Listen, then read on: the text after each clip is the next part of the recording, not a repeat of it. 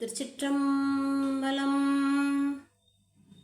குருவர்களாலும் திருவர்களாலும் மார்கழி மாதத்தின் 11வது நாளான இன்று மணிவாசகர் பெருந்தகை அருளிச்செய்த திருவாசகத்திலிருந்து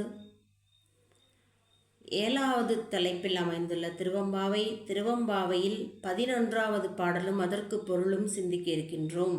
திருச்சிற்றம்.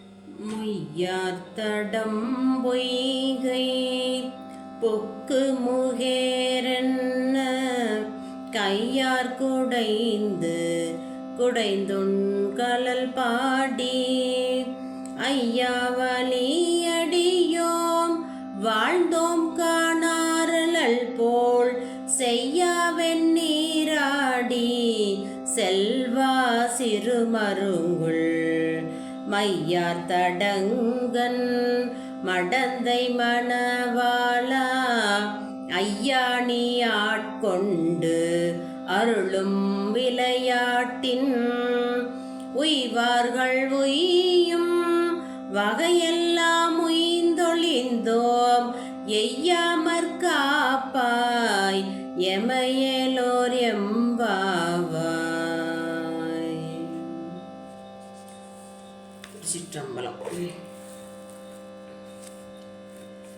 இந்த பெண்கள்லாம் ஒருவரை ஒருவர் துயிலெழுப்பி 8 பாடல்கள் வரை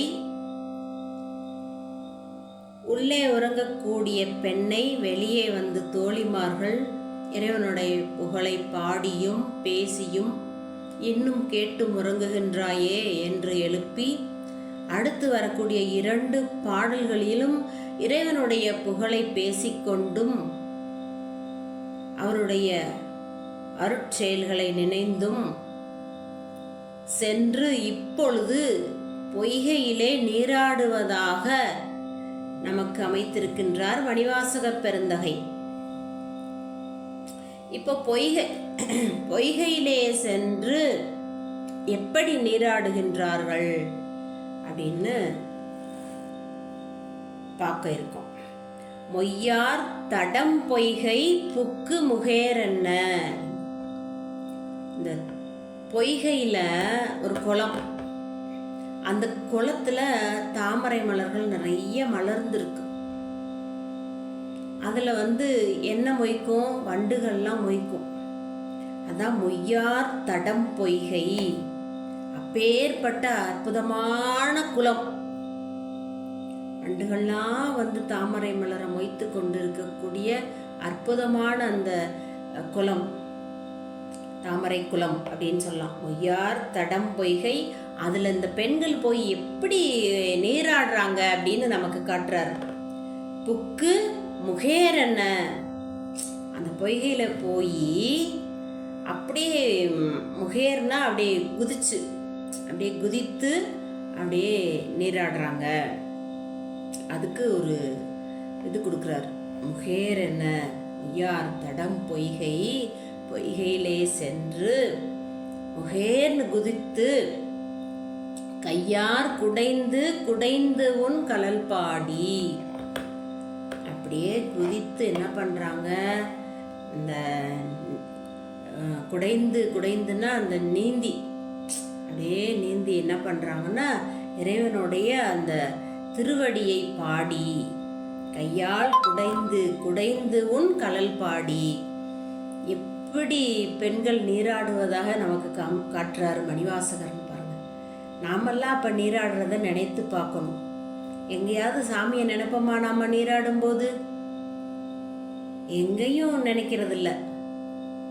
ஆனா அந்த மணிவாசகர் காட்டக்கூடிய பெண்கள்லாம் துயில் எழுப்பும் பொழுதும் இறைவனுடைய புகழை தான் பேசி துயில் எழுப்புறாங்க.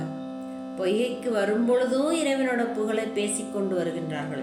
பொய்கையிலே நீராடும் போதும் இறைவனுடைய அந்த திருவடியையும் அவனுடைய சிறப்பையும் ஆட்கொள்ளும் விதத்தையும் பாடி பாடி நீராடுகின்றார்கள். இதெல்லாம் நமக்கு ஒரு வழிகாட்டி. இந்த திருமுறைகளே நமக்கு வழிகாட்டி தான். எப்படி இறைவனை அடைவதற்கு நாம் என்ன செய்ய வேண்டும் அப்படின்னு நீங்க ஒன்றும் திகைக்க வேண்டாம். திருமுறைப்படி வாழுங்கள், நடங்கள். அதுதான் ஐயா வழியடியோம் நாங்க வழி வழியா உன்னுடைய அடிமைகள். ஐயா வழியடியோம் அப்படின்னா நாங்கள் வாழையடி வாழையாக உன்னுடைய அடிமைகள். அப்படின்னா நம்மளுடைய தாத்தா, அவருக்கு தாத்தா, அவருக்கு அப்பா, அவருக்கு தாத்தான்னு வழி வழியாக நாங்கள் உனக்கு தொண்டர்களாக, அடியார்களாக, அதை தான் சொல்கிறாங்க. ஐயா வழியடியோம். வாழ்ந்தோம் கான் ஆரழல் போல் உன்னுடைய அந்த வழிவழி அடியாராக இருந்து வாழ்ந்து கொண்டிருக்கின்றோம். ஆர் அழல் போல் செய்யா அனைத்தையும் செய்யக்கூடியவன். வெந்நீராடி பெருமானுடைய திருமேனியில் தரித்து கொண்டிருக்கிறது திருவெந்நீர் அப்படின்னு இப்பதான் நமக்கு எல்லா திருமுறைகளும் நமக்கு சொல்லுது. ஆனநீற்று கவசம் அப்படின்னு மணிவாசகர் சொல்லுவார். திருநீரு உங்களுக்கு ஒரு கவசமாக இருக்கும். அருநோய்கள் கெட வெந்நீர் அணியாராகில் அப்படிம்பாரு அப்பர் சுவாமி. அவரு தாண்டகத்துல எல்லாம் அற்புதமா இந்த தொண்டு நிலையில நிறைய சொல்லியிருப்பார், போற்றிகள் நிறைய சொல்லியிருப்பார். அந்த ஒரு பாடல்ல சொல்லுவாரு,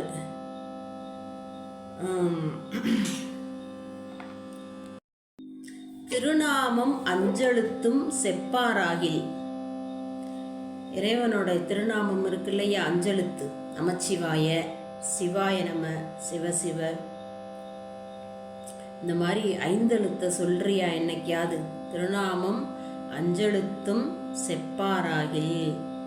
தினமும் நாவ பழக்க வேண்டும்னு சொல்றாரு. அதான் மற்ற பற்ற எனக்கின்றி பாடல்ல சொல்வார். நற்றவா உன்னை நான் மறக்கினும் சொல்லும் நான் நமச்சிவாயவே அப்படிம்ப. அதான் சொல்றாரு. திருநாமம் அஞ்செழுத்தும் செப்பாராகில். அஞ்செழுத்த இடைவிடாம சொல்லணும். தீவண்ணர் திறம் ஒருகால் பேசாராகில்.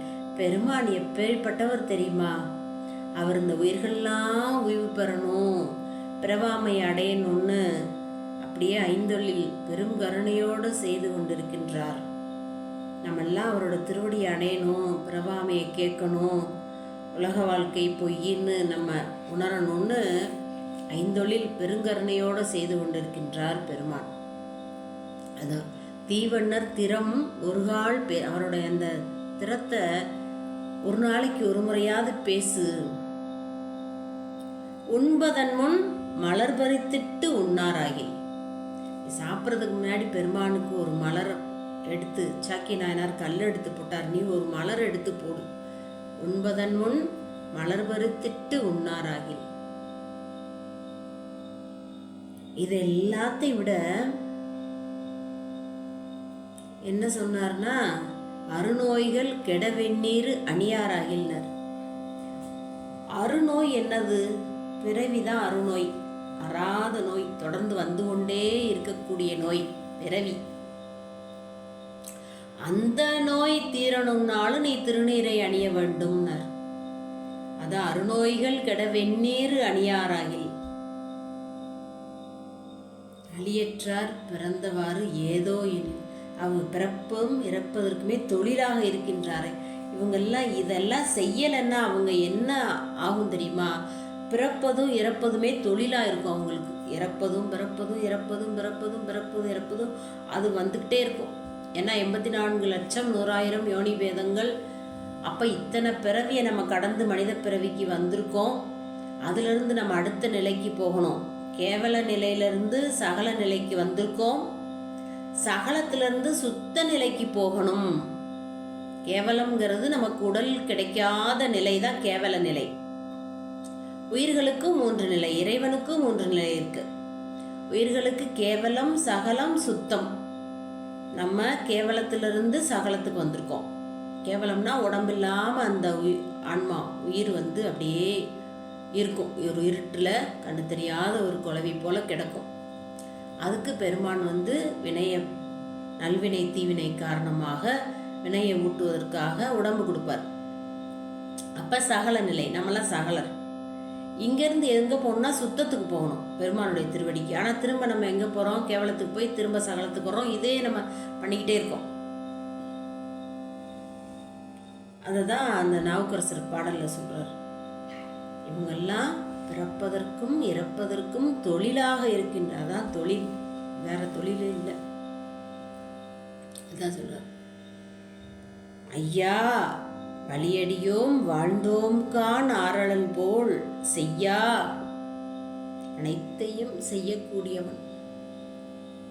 வெந்நீர் ஆடி, பெருமானுடைய திருமேனில திருவெந்நீர் தரித்திருப்பார். அது ஏன் அப்படின்னா, மேலான பொருள் எதுனா திருநீர். திருநீருக்கு அடுத்து ஒரு நிலை கிடையாது, இறுதி நிலை திருநீர். யாரை எரிச்சாலும் சாம்பல் தான், சாம்பலுக்கு மேல ஒரு நிலை கிடையாது. இறுதி நிலை அப்படின்னா சாம்பல் தான். நிலையாமையை சொல்லக்கூடியது. அதான் பெருமான் அதை தரித்திருக்கார். சுடுகாட்டு சாம்பலை பூசிட்டு இருக்காரே அப்படின்னு தக்கன் நிகழ்வா பேசுவான். அந்த சுடுகாட்டு சாம்பல் எதை உணர்த்துது? யாக்கை நிலையாமை, எல்லாமே நிலையாமை தான், பொய்ப்பொருள். அதை உணர்த்துறது தான் திருநீர். அதனால தான் திருநீருக்கு அவ்வளவு சிறப்பு. அருநோய்கள் கெட வெந்நீர் அணியாராகில் அப்படிம்பார். அதுபோல இங்கே சொல்றாரு, செய்யா வெந்நீர் ஆடி செல்வா சிறுமருங்குள் மையார் தடங்கன் மடந்தை மணவாளா. சிறிய இடையை உடைய அந்த மை அணிந்த உமையம்மை, அந்த உமையம்மையுடைய மணவாளா அப்படிங்கிறார். சிறுமருங்குள் மையார் தடங்கன் மடந்தை மணவாளா. சிறிய இடையுடைய மையணிந்த கண்களையுடைய உமையம்மையுடைய மணவாளா. ஐயா, திரும்ப ஐயான்றார். இந்த பாடல்ல 2 இடத்துல ஐயா சொல்றார். ஐயான்னா மிக உயர்ந்தவங்க, பெரியவங்க. நம்மலாம் ஒரு பெரியவர் வாங்க ஐயா அப்படின்னு நம்ம சொல்றோம்ல, ஐயா என்ன நீ ஆட்கொண்டு அருளும் விளையாட்டின். நீ இந்த 5 தொழில்களை பெருமான் எப்படி செய்வாராம்? விளையாட்டா செய்வாராம். படைத்தல், காத்தல், மறைத்தல், ஒடுக்குதல்னு சொல்லுவோம். ஏன்னா அழித்தல் அப்படின்னு சொல்லிட்டோம்னா அது சரியா வராது. அதனால ஒடுக்குதல், மறைத்தல், அருளல் அப்படின்னு 5 தொழில். படைத்தல், காத்தல், ஒடுக்குதல், மறைத்தல், அருளல்னு 5 தொழிலை பெருமான் செய்கிறார். அந்த 5 தொழிலையும் காட்டக்கூடிய தோற்றம் தான் நடராஜ பெருமானுடைய திருமேனி. படைத்தல், உடுக்கை வைத்திருப்பார் கையில. ஒசை ஒளியலாம் ஆனாய் நீயே, அந்த நாதத்திலிருந்து தான் தோற்றம். அப்புறம் காத்தல், அபயக்கரம், பயப்படாத நான் இருக்கேன் அப்படின்னு காத்தல் தொழிலை செய்யக்கூடியது. ஒடுக்குதல், மறைத்தல்னு பொதுவாக சொல்றது ஒடுக்குதல். அதான் கையில் நெருப்பு வைத்து கொண்டிருப்பார் ஒரு கையில். அப்புறம் மறைத்தல் அப்படின்றது முயலகனை மிதித்திருக்கக்கூடிய திருவடி. அருளல்ங்கிறது தூக்கிய திருவடி, குஞ்சித பாதம். அதுதான் நமக்கு அருள் செய்யக்கூடிய திருவடி. அதை விளையாட்டா சாமி செய்கிறாராம். ஐயா நீ ஆட்கொண்டு அருளும் விளையாட்டு, உயிர்களெல்லாம் ஓய்வு பெறணும்னு ஆட்கொண்டு அருள் செய்யக்கூடிய அந்த விளையாட்டு. உய்வார்கள் உய்யும் வகையெல்லாம் உய்ந்தொழிந்தோம். இந்த உயிர்னா ஓய்வு பெறணும், பக்குவம் அடையணும். பொய்ப்பொருள் பொய்ப்பொருள் பொய்ப்பொருள் எல்லாமே கண்ணால் காணக்கூடிய அத்தனை பொருள்களும் பொய்ப்பொருள், தோன்றி நின்று அழியக்கூடியது அப்படின்னு நினைத்து பெருமானுடைய திருவடி தான் நமக்கு உண்மை பொருள், மெய்ப்பொருள், பரம்பொருள்னு உணர்ந்து ஓய்வு பெறணும். பெருமானுடைய அந்த திருவடியை நினைந்து அவருடைய அருளை பெற வேண்டும். அதான் உய்வார்கள் ஒய்யும் வகையெல்லாம் உய்ந்தொழிந்தோம், எய்யாமற் காப்பாய் எமையேலோர் எம்பாவாய்.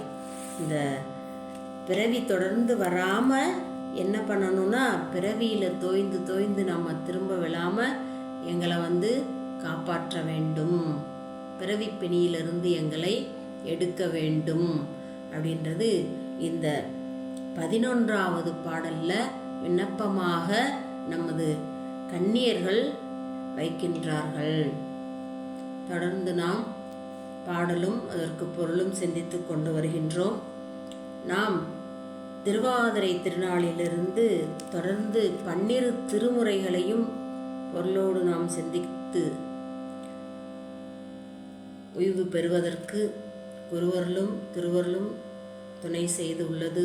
அடியார் பெருமக்கள் கேட்டு பயன்பெறுமாறு அன்போடு வேண்டிக் கொள்கின்றேன். திருச்சிற்றம்பலம்.